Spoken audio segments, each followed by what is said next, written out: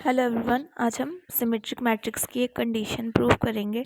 तो थ्योरम ये कहता है matrix A over a field of F is symmetric if and only if A transpose is equal to A. यानी यहाँ पे इफ़ एंड ओनली इफ़ है, तो हमें इसको कन्वर्स भी प्रूव करना पड़ेगा। ये इफ़ एंड ओनली इफ़ है, इसलिए हमें कन्वर्स भी प्रूव करना पड़ेगा।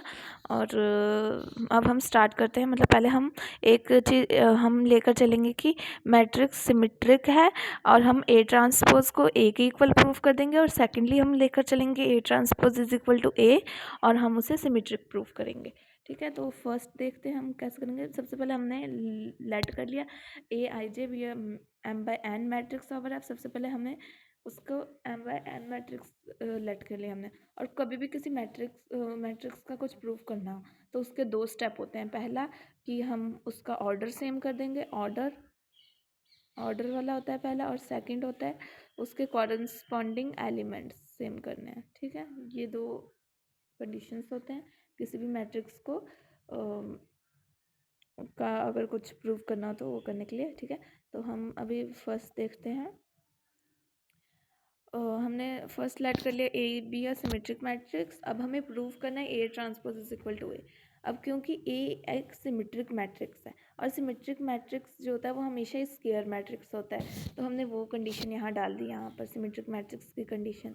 Now A transpose is a square matrix of order n. ठीक है, क्योंकि एम बाय एन का ऑर्डर का हमने लेट किया था, बट वो स्केयर मैट्रिक्स है तो या तो उसका ऑर्डर एम बाय एम होगा या तो एन बाय एन।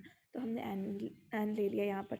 अब क्योंकि ए स्केयर मैट्रिक्स है तो ए ट्रांसपोज भी स्केयर ही होगा, तो hence this A transpose and A are both square matrices of order n over the field F.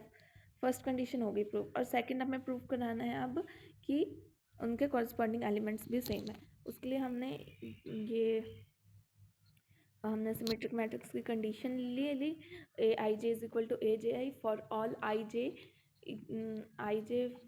1 to up to N तक, है ना। ये हमारी सिमेट्रिक मैट्रिक्स की कंडीशन है। अब हमने यहाँ पर डेफिनेशन लगा दी, every I jth element of A transpose is equal to J ith element of A. अब ट्रांसपोज हम जब हटाते हैं तो ये वाले एलिमेंट्स भी इंटरचेंज हो जाते हैं ना, तो हमने वो लिख दिया। जे आई था एलिमेंट ऑफ ए को हम इस तरह से लिख सकते हैं, ए के पैरों में जे आई, बट हमने ऊपर प्रूफ किया था A I J is equal to A J i, तो यहाँ पर हमने उसके accordingly A is equal to हमने ए आई जे लिख दिया। अब अगर हम इसमें ए आई जे में डेफिनेशन लगाएं तो इसका तो ये मतलब बनेगा आई जे एंट्री ऑफ ए, ये बनेगा ना। तो हैंस हमने प्रूव कर दिया I jth element of A transpose is equal to I jth element of A, hence corresponding entries of A transpose and A are equal, so therefore A transpose is equal to A. तो ये हमने first prove कर दिया। अब हम converse देखते हैं, converse कैसे प्रूव होगा।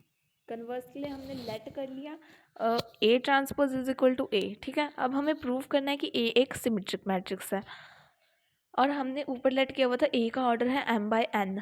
ठीक है, अगर ए का ऑर्डर एम बाय एन है तो ए ट्रांसपोज का ऑर्डर एन बाय एम हो जाएगा ओवर द फील्ड एफ, है ना।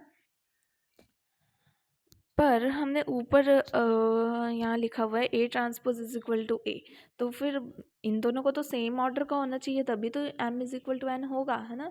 सेम ऑर्डर है तो ये मतलब हमने मान लिया कि m is equal to n है, क्योंकि दोनों का ऑर्डर सेम है इसलिए। फिर इस तरह से हमारा ए जो ए मैट्रिक्स है वो स्केयर मैट्रिक्स प्रूव हो गया।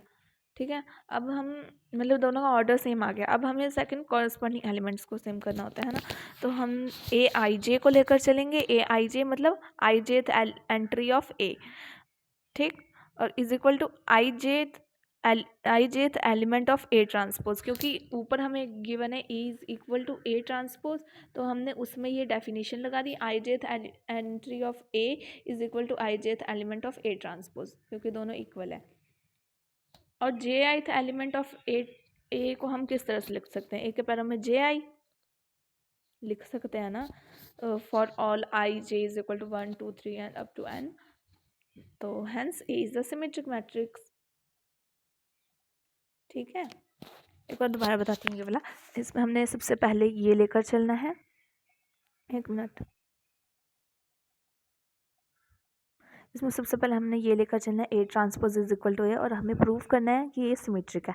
अब क्योंकि A का ऑर्डर हमने ऊपर लेट किया हुआ था m/n, ठीक है, तो A ट्रांसपोज का ऑर्डर हो जाएगा n/m, बट हम लेकर चले हैं कि A transpose is equal to A है, तो दोनों का ऑर्डर तो सेम होना चाहिए, तो मतलब m is equal to n होगा।